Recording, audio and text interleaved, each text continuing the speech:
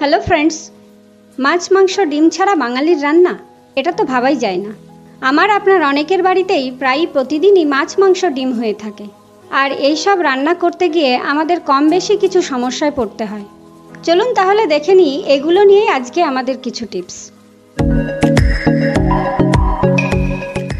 Number 1, আপনার যদি মাছ মচমচে করে ভাজবার দরকার হয় তাহলে যে কোনো মাছ তেলে ভাজবার আগে নুন হলুদের সাথে একটু সামান্য চিনি মাখিয়ে ভাজুন, এতে মাছ মচমচে ভাজা হবে।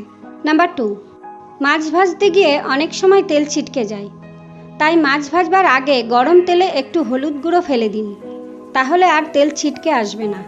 নাম্বার 3, সিলভার কাপ মাছ ভাজতে গেলে প্রায়ই ভেঙে যায়।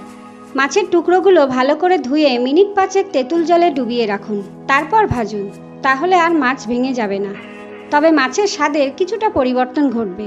নাম্বার 4, মাছ বা মাংসের ঝোলে অতিরিক্ত তেল হয়ে গেলে একটা পরিষ্কার টিস্যু পেপার নিয়ে ঝোলের উপর আলতো করে দিয়ে তুলে নিন, তেল কমে যাবে। নাম্বার 5, মাংস তাড়াতাড়ি সিদ্ধ করতে চাইলে 1 কিলো মাংসের ঝোলে 4-5টি পেঁপের টুকরো ফেলে দিন, তাহলে মাংস তাড়াতাড়ি সিদ্ধ হয়ে যাবে। নাম্বার 6, বেশি দিন ডিম ভালো রাখতে চুনের জলে ডিম ভিজিয়ে রাখতে পারেন। নাম্বার 7, সমানভাবে সেদ্ধ ডিমকে দুভাগে ভাগ করার জন্য সুতোর সাহায্যে কাটতে পারেন, এতে ডিমের কুসুম ভাঙবে না। নাম্বার 8, ফ্রিজ ছাড়া ডিম বেশি দিন টাটকা রাখতে চাইলে বেশি করে পাতিলেবুর রস মেশানো জলে ডিমকে চুবিয়ে রাখুন, তাহলে ডিম টাটকা থাকবে। এই ছিল আমাদের আজকের ভিডিও। এই ভিডিওটি যদি আপনাদের ভালো লেগে থাকে তবে লাইক, কমেন্ট, শেয়ার করুন এবং আরও নতুন নতুন আপডেট পেতে আমাদের চ্যানেলটিকে সাবস্ক্রাইব করে পাশে থাকা বেল আইকনটি প্রেস করুন।